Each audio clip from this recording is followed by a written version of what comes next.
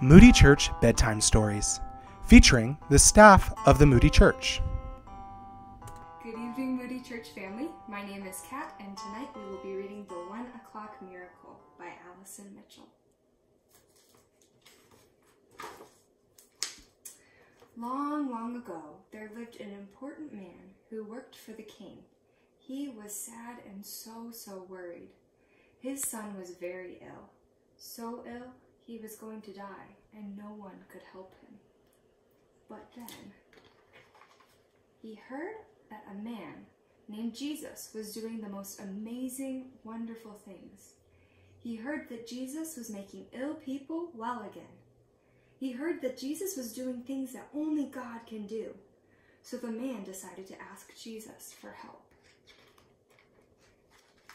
The man and his son lived in Capernaum by the sea. But Jesus was staying 20 miles away. It was a very long walk and uphill all the way. But the man had decided that he must see Jesus.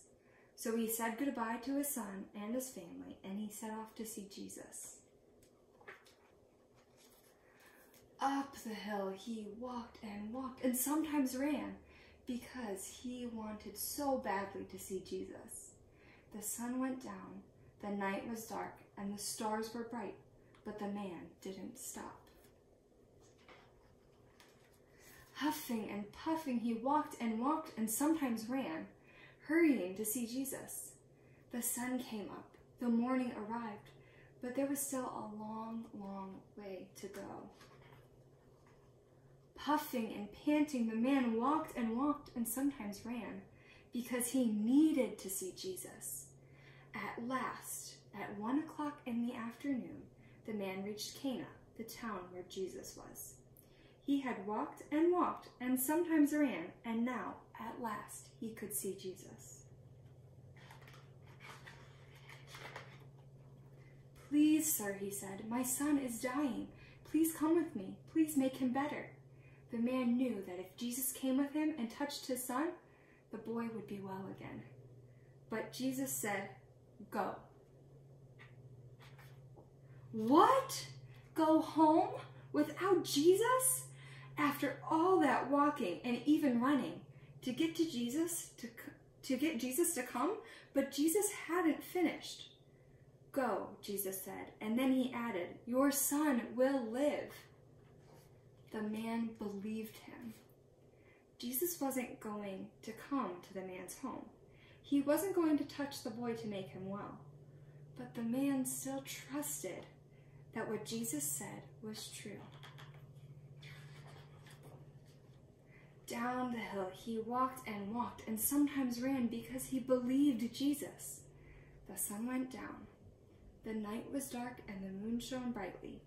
The man felt so tired, but on he walked and sometimes ran, because he trusted Jesus. The sun came up, a new morning arrived, and still he walked, though his back ached and his legs were very tired. On he walked and sometimes ran, because he was sure Jesus would make his son well. Your son will live. Then, far away in the distance, he saw some men. They came closer and closer. They were his own servants. They must have news, he thought, but what would it be?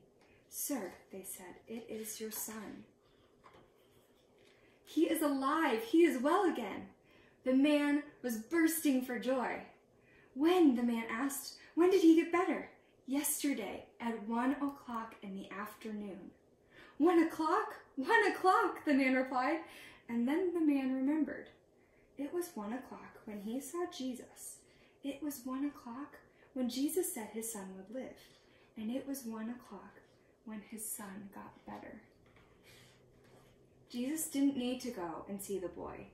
He didn't need to walk. He didn't have to run. Jesus simply spoke. And just like that, the boy was better. Wow, only Jesus could do that. And do you know why? Because Jesus is God's son. Happy and smiling, the man walked home, and sometimes he ran to see his son again. Then he told his son and his family about Jesus and how Jesus could do things only God could do. And they all believed in Jesus, God's son, too. Your son will live.